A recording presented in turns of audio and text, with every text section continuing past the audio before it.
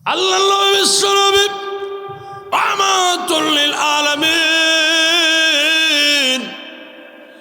সাহাবীকে লক্ষ্য করে বললেন, মান আহাব্বা সুন্নতি ফাকাদ আহাব্বানি ওয়া মান আহাব্বানি কানা মাই ফিল জান্নাহ।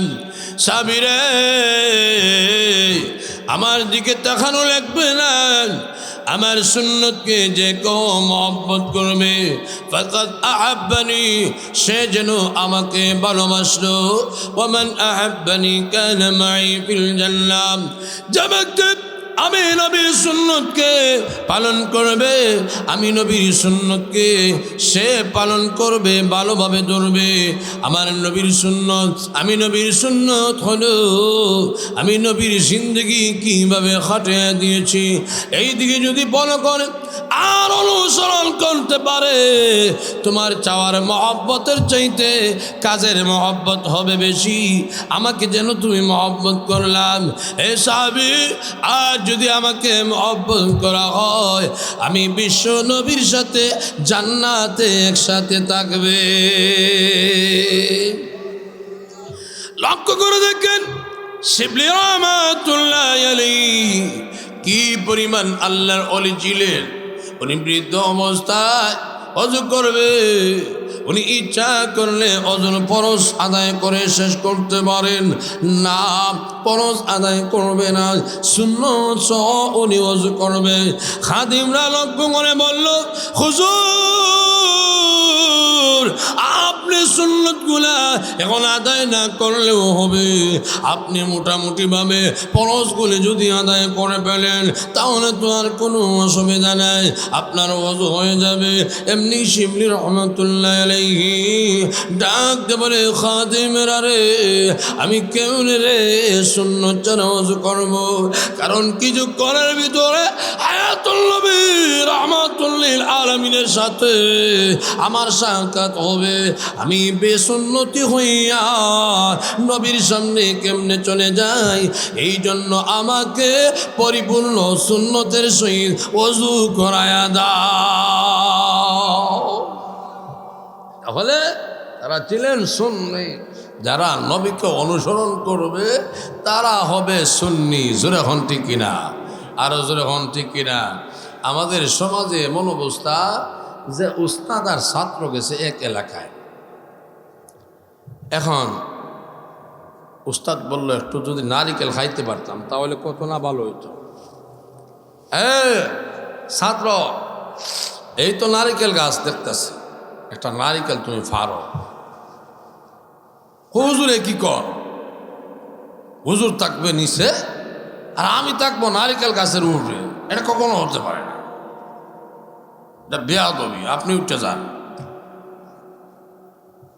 তো হুজুর তো আর বিপদই, কারণ মুরিদ জঞ্জনা ভিলা, আবার মুর্শিদও জঞ্জনা ভিলা। এখন উনি উঠছে, উঠটা নাইকেল ফাড়ছে, এই নাইকল ফাড়ছে। নাইকল ফাড়ার পরে ছাত্রকে বললেন, এ ছাত্র, এগুলা নাইকলটা তুমি কাটতে লাও। তে হে বেড়া হুজুর, আপনারা বলছেন যে উস্তাদদের সামনে কোনো দাটা লইবেন না, এটা বেয়াদবি। এখন আপনার সামনে আমি দা দিয়া নারিকেল কাটবো, এটা তো চরম পর্যায়ের বেয়াদবি, আপনি কে চালান। উস্তাদ কাটা শুরু করছেন নারিকেল। নারকেল সোলাইছেন, সোলানির পরে বললেন, এই তুমি এক কাজ করো, নারকেলটা একটু ফাটাও, পানি বের করো। কয় কি কম? আপনার সামনে আমি নারিকেলের উপর আঘাত করবো, এটা চরম পর্যায়ের বেয়াদব। তো হুজুর নারিকেল ফাটাইলেন, ফাটানোর পরে পানি বাইর হইছে। এখন হুজুর বললেন, ধরো তুমি এক গ্লাস পানি খাও। কয় হুজুর, এত আদেশগুলো আমি না করছি, এখন আপনারা কেমনে না করি, দেন আমি খায়ালাই, দেন আমি খায়ালাই। তো এই উস্তাদ আর ছাত্রর যে অবস্থা, আমাদের সমাজে এমন মানুষ আছে সুন্নতের দাঁড়দারি না, নবীর বিরুদ্ধাচরণ করে মাঠে ময়দানে পাওয়া যায় না, শুধুমাত্র খাওয়ার টাইমে জিলাপিয়ার কিশোরিয়ার আখনি খাইবার জন্য হয়। খাও জোরে হন না দেখি, আরো জোরে হো। আমাদের সমাজে এমন ঘুষখোর আছে, আপনি বিচারের জন্য গেছেন, জায়গা নিয়ে সমস্যা, এখন একজনে হয় আমার নামে জায়গা হয়েছে, আরো জনে হয় তার নামে জায়গা, এখন দুইজনেই দাবি করে, একজনের নাম আছে একজনের দখলও আছে। এখন সলিমুল্লাহ ধরেন একজনের নাম আর একজনের নাম কলিমুল্লাহ। সলিমুল্লাহ সকালে গেছে, গিয়া বলল এক বিচারি এলাকার বড় পুরানা বিচারি বেটার কাছে গিয়া হয়, চাচা আমার জায়গা তো অমুকে দখল করে লাইতেছে, এখন আপনি দয়া করি একটা সমাধান করে দেন। হ্যাঁ বেটা, তোর জায়গা হ্যাঁ সমস্যা করব, এটা কখনো হতে পারে না, প্রয়োজনে তারে রাস্তা পালাইয়া যা করার আমি করব, তুই চিন্তাই করিস না। এবারে চাচা নেন। ও কি বেড়া, আমার তো শরীর টরীর তেমন ভালো না, যে তারপরেও কিবারে তুই বিচার ভালাইবে? ও শুক্রবারে। ও শুক্রবারে তো টাকার কথা না, তুই কোন দিন থাকবি? আচ্ছা দেখি, এমনি দিছে 500, দেওয়ার পরে বেড়া হয় আচ্ছা যা, শুক্রবারে যদি না, শুক্রবারে যাই বা না যাই, তোর কেন কিন্তু শিওর যাই মজা, তোর বাবার লোক আমার বড় সম্পর্ক। বেড়া 500 টাকা লইছে, আর রাত্রে কলিমুল্লার ভয় দিছে 1200। কত? কলিমুল্লার ভয় গিয়া কয়, চাচা আমার নামে জায়গা আর দখল করে রাখছে, হ্যাঁ এখন কেমনে কি করা যায়? যা, তোর কোনো অসুবিধা নাই, তোর বাবার সাথে আমার সম্পর্ক ভালো। হতে চাচা শুক্রবারে যাইতো যেমনি হোক। না রে বাবা, কেমনে যাইতাম, শরীরটাও বেশ ভালো না, ডাক্তারে হয়েছে কমপক্ষে 1200-1400 টাকার ঔষধ লাগবো। এমনি বেড়া কয়, চাচা নেন 1200। কত? মাছের দিকে 1200। বেড়ায় 1200 পাইয়া বড় খুশি, বিচারও আইয়া। এখন তো সুন্দর বিচার করব না, উভয় দিকখান করিতই বিচার শুরু হইব। এখন দেখা যায় খালি 1200 কতই চলে। এখন কি চলে? 1200। এখন 500 যে বেটা দিছে, এ বেটায় আখতা সহ্য না করিয়া, একিটা বেটা সহ্য না করিয়া বেড়ায় হওয়া শুরু করছে, চাচা 500 দিলাম নু। বেড়ায় তো বুঝে সুরের মনে পুলিশ 500 পাইছে নি, এ বিচারও তো কইতে পারে না, দূর বেড়া তোর 500 টাকা। এখান না হইয়া খুব গুড়াইয়া গাড়াইয়া হ্যাঁ কইতেছে, এই চুপ থাক বেড়া, যেখানে 12 আউলিয়া আছে রে বাবা, এখানে 5 আউলিয়ার কোনো দাম আছে? এমন বেড়া কয় রে, ওকে মনে হয় 1200 দিলেছে, এই জন্য তার মাছ চলে, আমি যে 500 দিছি বলে জুইতেছে না। আসেনি? এই সমাজও আছে। তো আগামীতে আমরা এইভাবে সুদকুর ঘুষখোরদেরকে আমরা এমপি বানাতে চাই। হ্যাঁ,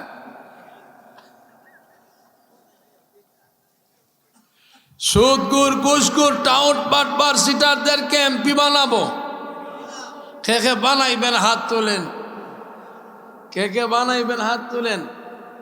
আগামীতে সংসদে যদি আল্লাহ ওয়ালা যায়, যারা আমানতদারি, যারা রিলিফের মাল খাবে না, যারা জনগণের পাশে থাকবে, যারা জনগণের বন্ধু থাকবে, এই দেশ হবে সোনার দেশ, এই দেশ হবে মদিনার মতন দেশ। এমন মানুষকে এমপি বানাতে কে কে প্রস্তুত? হাত তুলেন, একটু জোরে তাকবীর দেন, স্টেজ থেকে দেন।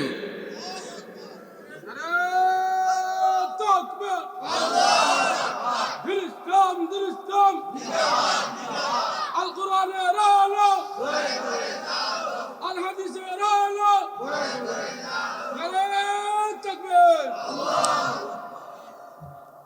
আল্লাহ পাক আমাদের সবাইকে কবুল করুন। সবাই জোরে বলেন আমিন। আমি বলছিলাম 4টা জিনিস যার কাছে থাকবে তাকে সবাই মহব্বত করে। আমার নবীর কাছে আছে না নাই? আরো জোরে এখন আছে না নাই? তবে নবীকে ভালোবাসবো যে সাধারণ ভালোবাসবো না, নবীকে সর্বোচ্চ ভালোবাসতে হবে। একদিন আল্লাহর নবী ওমর রাদিয়াল্লাহু তাআলা আনহু উনি নিজেই বলেন, ইয়া রাসূলুল্লাহ, ইয়া হাবিবাল্লাহ, এখন নবীজি আপনাকে ভালোবাসি, তবে আমার জানের চাইতে, দিলের চাইতে, প্রাণের চাইতে না। আল্লাহর নবী বললেন, হে ওমর, তুমি পরিপূর্ণ ইমানদার হতে পারবে না, পরিপূর্ণ ইমানদার হতে পারবে না যতক্ষণ পর্যন্ত আমি নবীকে নিজের ছেলের চেয়ে, নিজের মেয়ের চেয়ে, নিজের পরিবর্গ যারা আছে সব কিছুর চাইতে আমি নবীকে ভালো না বাসবে ততক্ষণ পর্যন্ত খাঁটি মুমিন হতে পারবে না। আর পরের বেরম ওমর বললেন, আল ইয়া ওমর, এখন আমি ভালোবাসলাম। আল্লাহর নবী বললেন, এখন তুমি ভালোবাসছো, তাহলে তুমি পরিপূর্ণ ইমানদার হয়ে গেছো। আল্লাহর নবী, বিশ্ব নবী রাহমাতুল লিল আলামিনের প্রতি কি পরিমাণ ওমর রাদিয়াল্লাহু তাআলা আনহুর ইশক আর মহব্বত। একদিন মদিনাতুল মুনাওয়ারায় ভূমিকম্প হয়ে গেছে। আল্লাহর নবীর সাহাবী ওমর মদিনার মাটিতে লাঠি দিয়ে, গোথা দিয়ে বললেন, মদিনার মাটি রে, তোর পেটের ভিতরে হায়াতুন নবী ঘুমিয়ে আছেন, নড়বে না, বেয়াদবি হবে। হযরত ওমর রাদিয়াল্লাহু তাআলা লাঠি দিয়ে যখন মাটিতে গোথা দিয়েছেন, এই যে ভূমিকম্প মদিনায় বন্ধ হয়েছিল, আজও বন্ধ, কালো বন্ধ, কিয়ামত পর্যন্ত মদিনায় আর কোনো ভূমিকম্প হবে না। জয় ওমর, ইয়া সারিয়াতুল জাবাল বলেছিলেন, তার আওয়াজটা মহান আল্লাহ 1200 মাইল দূর পৌঁছায়া দিয়েছিলেন। এমন ওমর আল্লাহর নবী রাহমাতুল লিল আলামিনের প্রতি কি পরিমাণ ভালোবাসা, কি পরিমাণ ইশক ছিলেন। আমার প্রাণের ভাইয়েরা, যখন শুনেছেন আল্লাহর নবী দুনিয়া থেকে বিদায় নিয়ে গেছেন, নবীজি দুনিয়া থেকে বিদায় নেওয়াটা হযরত ওমর মেনে নিতে পারলেন না। এত বড় বিজ্ঞ, এত বড় সচেতন লোক, ওই লোকটা নবীর প্রেম আর ভালোবাসায় কান্না শুরু করে দিয়েছে। এমনি হাতের মধ্যে তলোয়ার নিয়ে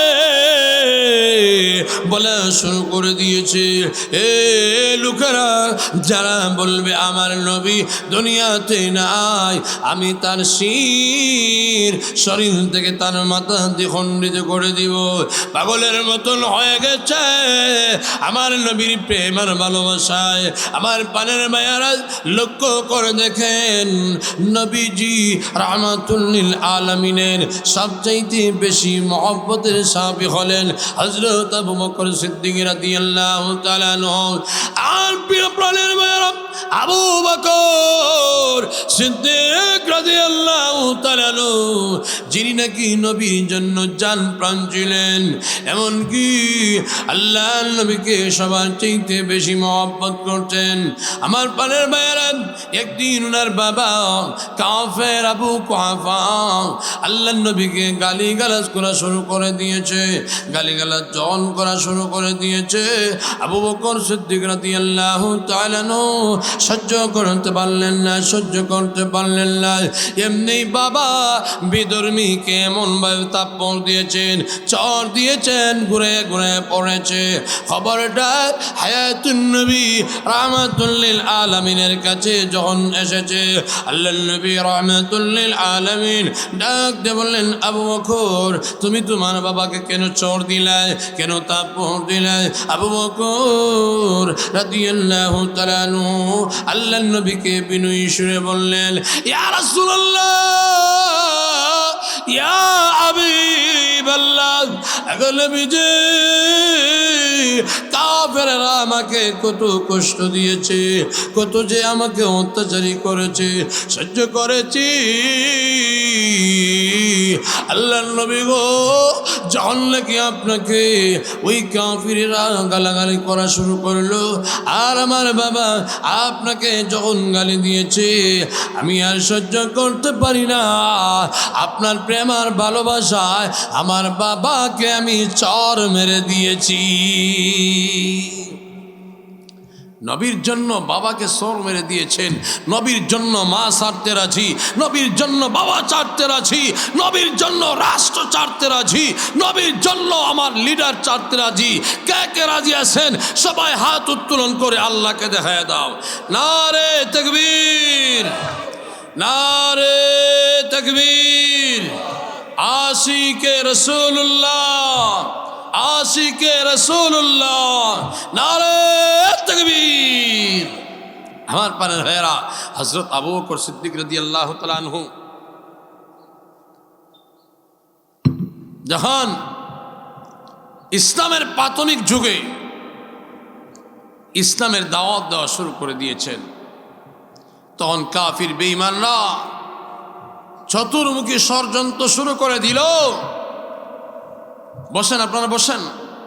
আল্লাহর নবীকে, আল্লাহর নবীর সাহাবী হযরত আবু বকর সিদ্দিক রাদিয়াল্লাহু তাআলা আনহুকে এমনভাবে মারপিট করেছে যে মদিনা ওনাকে মক্কাতে বেহুশ করে রেখে দিয়েছে। যখন হুশ ফিরে আসছে, হযরত উমর রাদিয়াল্লাহু তাআলা আনহুর বোন উম্মে জামিল আসছে সেবা করার জন্য। হুশ ফিরে আসার পরে ছেলের কথা জিজ্ঞেস করার প্রয়োজন, মেয়ের কথা জিজ্ঞেস করার প্রয়োজন, আত্মীয় স্বজনের কথা জিজ্ঞেস করার প্রয়োজন, কিন্তু সর্বপ্রথম জিজ্ঞেস করছেন আমার নবীর অবস্থাটা কি, আমার নবীজির অবস্থা কি। জোরে কর না সুবহানাল্লাহ, আরো জোরে কর না সুবহানাল্লাহ। বাবা আবু কুহাফা আবু বকর সিদ্দিক রাদিয়াল্লাহু তাআলা আনহুর সামনে হাজির হয়েছে, খাবার নিয়ে এসেছে। খাবার দিবে সন্তানকে, কাফির দলেরা এমনভাবে অত্যাচারী করেছে। যদিও বিধর্মী, তারপরেও তো সন্তানের প্রতি তার প্রেম আর ভালোবাসা আছে, মায়া আছে, মহব্বত আছে। খাবার নিয়ে এসেছে। হে আবু বকর, খাবার তুমি গ্রহণ করো, খাবার গ্রহণ করো। আবু বকর সিদ্দিক রাদিয়াল্লাহু তাআলা আনহু ডাক দিয়ে বলেন, আব্বা গো, আপনি আমার জন্য খাবার নিয়ে এসেছেন, আমি খাবার খাওয়ার জন্য নয়, আমি খাবারও খাবো না, কোনো কিছুই খাবো না।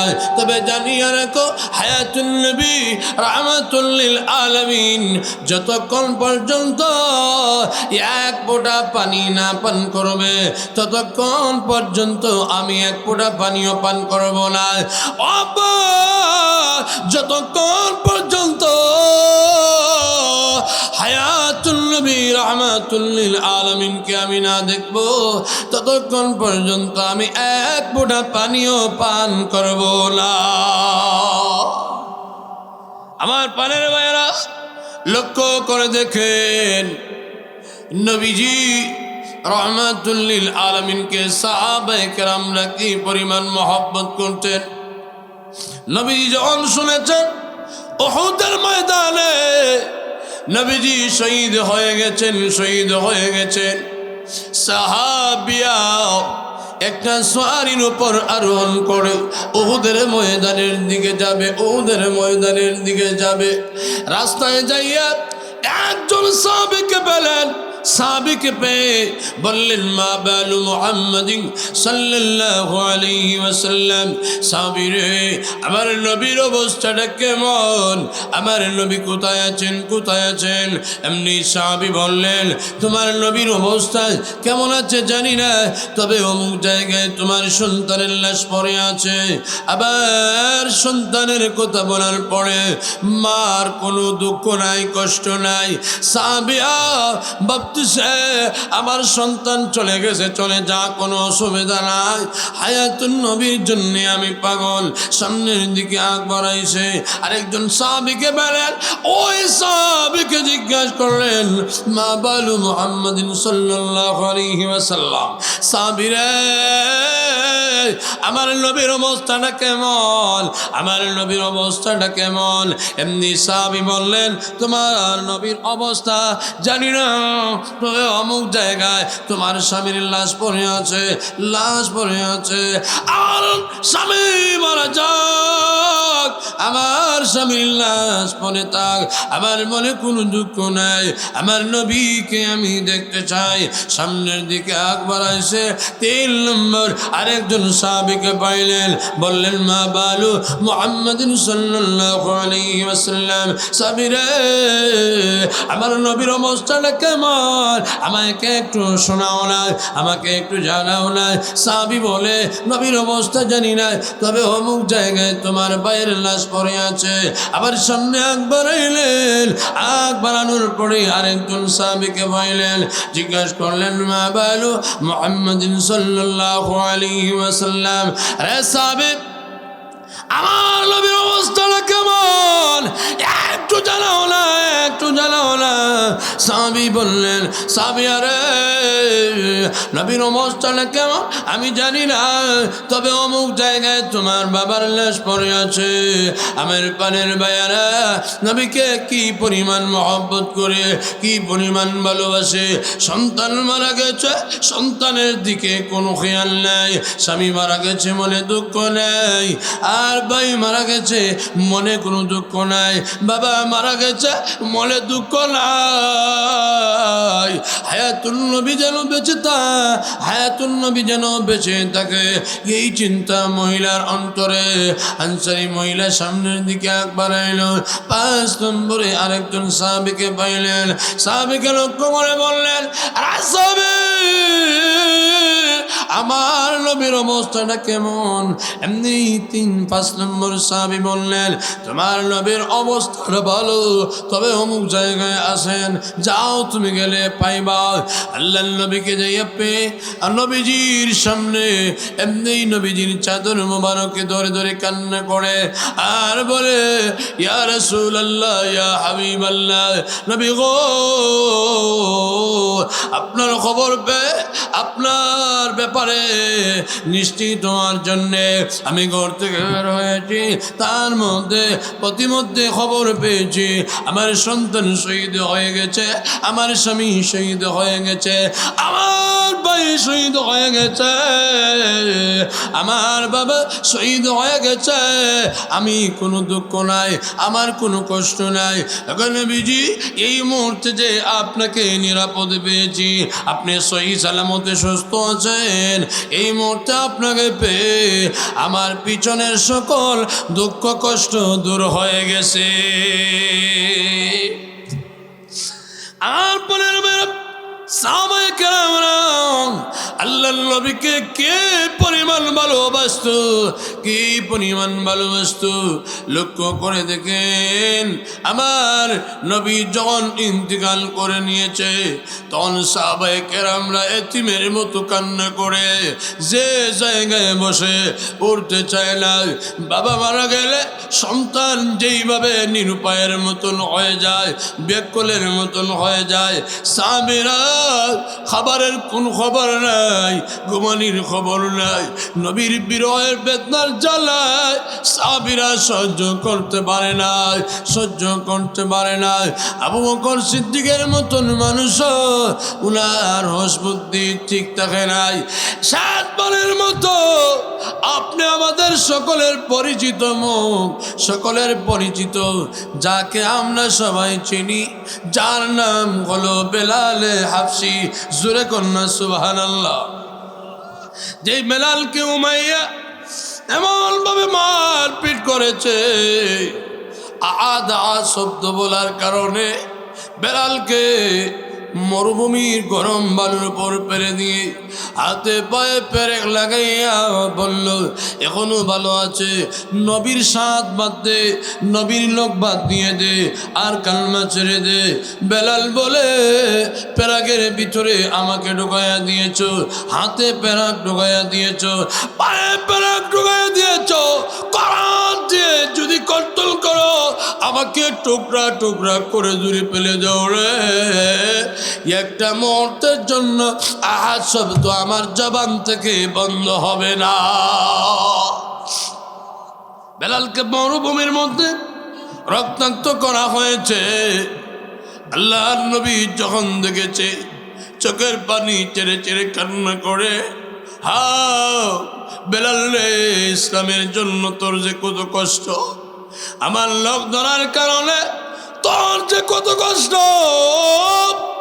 রক্তাক্ত অবস্থায় বেলাল জড়ায় বলে, ইয়া রাসূলুল্লাহ, আপনি নবী যদি খুশি হয়ে যান, আল্লাহ খুশি হয়ে যায় গো। আমার সারাটা শরীর ক্ষত বিক্ষত যদি করে দেয়, আমি বেলালের কোনো আসে যায় না। নবীজি রক্তাক্ত যখন বেলাল হয়েছে, এমনি সাহাবীদেরকে লক্ষ্য করে বললেন, সাহাবায়ে কেরামরা রে, কাজো আমার বিলালকে আজাদ করে নিয়ে আসবা, যাও যাও, আমার বেলালের রক্ত আমি সহ্য করতে পারি না। সুবহানাল্লাহ। বেলালকে আবু বকর সিদ্দিক রাদিয়াল্লাহু তাআলা আজাদ করে এনেছিলেন। ওই বেলাল জানেননি কি পরিমাণ ভালোবাসা নবীর প্রতি। নবী দুনিয়াতে নাই রে। সাহাবায়ে কেরামরা ফুবাইয়া কান্না করে, সন্তানেরা মা আর বাবা মারা গেলে যেইভাবে কান্না করে, তাদের কান্না দেখে অন্য মানুষ সহ্য করতে পারে না। বেলালও কান্দে, আবু বকর কান্দে, আলী কান্দে, উসমান কান্দে, সবাই কান্দে। কার কান্দা কাকে কে সান্ত্বনা দিবে? কেউ খায় না 1 মাস, কেউ 2 মাস, কেউ 15 দিন, ঘুম নাই, নিদ্রা নাই। নবী দুনিয়াতে নাই রে। এমন নবী, যাই নবীর চেহারা দেখলে আমাদের পেটের খিদা নিবারণ হয়ে যায়। যেই নবীজি চেহারা দেখলে দুশ্চিন্তা দূর হয়ে যায়। যেই নবীকে যদি 1 মাস দেখা যায়, মনের মধ্যে শান্তি পাওয়া যায়। এই নবী দুনিয়াতে নাই। এক সাহাবী আল্লাহর কাছে দোয়া করে, আল্লাহ, নবী যখন দুনিয়া থেকে বিদায় নিবে গো, আমার চোখটা তুমি অন্ধ করে দিবা, কারণ যেই চোখ দিয়ে নবীকে দেখবো না, এমন চোখ দিয়ে আমি দুনিয়াতে বেঁচে থাকতে চাই না। প্রমাণ ঐতিহাসিক ভাবে লিখেছেন, ঐতিহাসিক কিতাবে লিখেছেন, ওনার চোখ অন্ধ হয়ে গেছে। আমার পানের ভাইয়েরা, শুধু তাই না, আল্লাহ নবীর প্রেম আর ভালোবাসা শুধু মানুষের ছিল না। জন নবীজির সুয়ানি শুনেছে হায়াতুন নবী দুনিয়াতে নাই।